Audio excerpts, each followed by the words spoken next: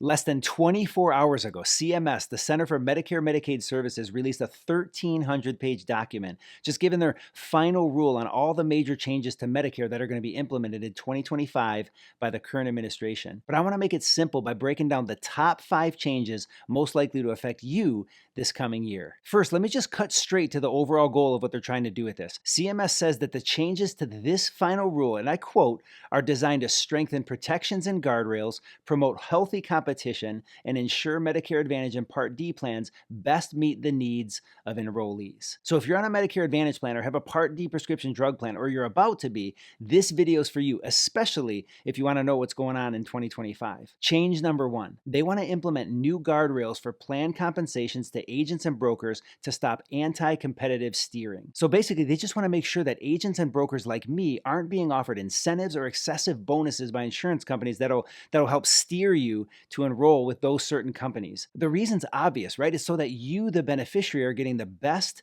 unbiased advice. I mean, there's millions of people just like you who rely on agents who you trust to help you pick the best and right plan. So CMS wants to step in and make sure that you're not being pushed towards a certain Medicare Advantage plan or a certain Part D drug plan because of what the agent himself or herself gets paid. So they're setting clear rules. They're making sure that what we get paid as agents is a fixed amount. This basically levels the playing field and helps you know that you're getting the best advice. Now, if I'm being transparent, we should be doing that anyway. Like, as a fully independent agent, there should not be different incentives for different plans because we're in this for you. And if you don't have an agent that treats you like they would their own family, like their own mom or dad or brother or best friend, you need another agent.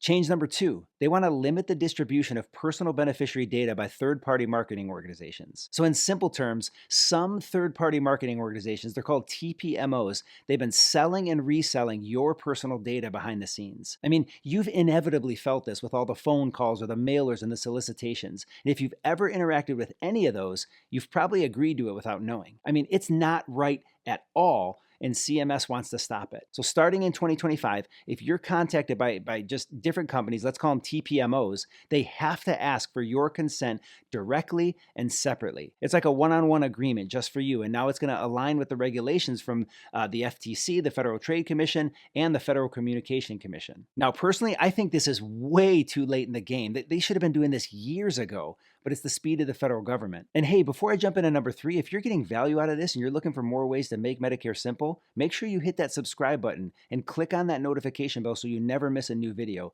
I'd love to be on this journey with you. Change number 3, they want to improve access to behavioral health care providers. Now, this one's phenomenal, and it's 100% designed to make sure that people with Medicare Advantage plans have full access to behavioral and mental health providers. They're even making a brand new category for services provided by the marriage and family therapists and mental health counselors. So in 2025, these are 2 groups who couldn't take Medicare before. Now they can take Medicare, they can actually enroll in and accept Medicare so that they can serve you better. They're also creating and setting up standards for a special group of providers called outpatient behavioral health, which is going to include marriage and family therapists, mental health counselors, and even addiction specialists. Change number 4, there's going to be a mid-year notification of available supplemental benefits left in your plan. This one's probably going to be one of the changes that impacts you the most, but here it is in simple terms. You know all those extra benefits that you have in your Medicare Advantage plan, things like dental and vision, over-the-counter, grocery cards, gym memberships, transportation,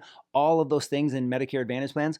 All of those things cost the federal government a ton of money every year because they pay these plans to include them for you. They pay these plans to the tune of like $67 billion in 2024. But here's the thing, even though these benefits are available, not everyone's using them. So in 2025, to make sure that all that money is not just going towards stuff people don't really need, Medicare is requiring your plan to notify you between June and July which extra benefits you still have available. I can't tell you how many clients share with me that they forgot to use their over-the-counter benefits, or they were thankful that I reminded them to use this extra benefit or their grocery card or something like that. The point is here, Medicare wants to make sure you use every dollar that you get. And that's a great thing in my opinion. Change number 5, there's going to be more flexibility to more quickly substitute lower cost biosimilar biological products. Now that is a mouthful, but for anyone with a major condition who needs a biologic drug from their Part D plan, this one is huge. Because in 2025, they're going to make it so much easier for Part D drug plans to swap out expensive brand name biologic drugs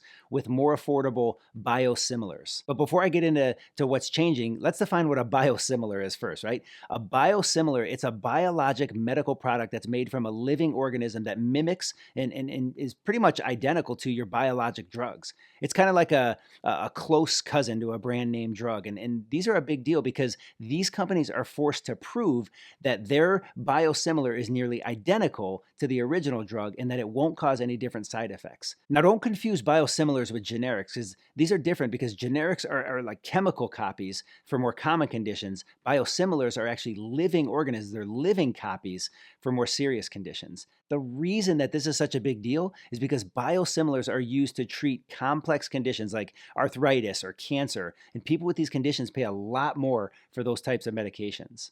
So two things change here with this new rule. Number one, all biosimilars can now be swapped out without needing special approval, because before only interchangeable biosimilars could be swapped without approval. So now any biosimilar can be substituted for its brand name counterpart without waiting for CMS approval. That means quicker access to cheaper options for all patients, not just new ones. The second thing that happened is these new interchangeable biosimilars, they can be swapped out immediately, like right away. That means if there's a new biosimilar that hits the market after the Part D plan's initial formulary is approved, they can now switch it out for that brand name drug right away.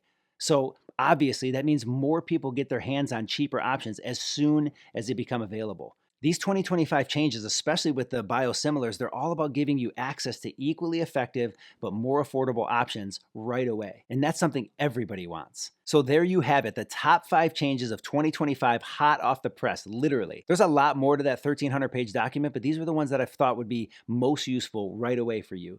So it's all about keeping it simple. So I'm curious, I genuinely want to know, which of these 5 updates are you most excited about? Which of these 5 updates are going to impact you the most? Or maybe you're not excited about them at all. Maybe none of these are going to help you. So leave me a comment and let me know. I read and respond to everyone. So until the next video, keep making it simple. I'll see you next time.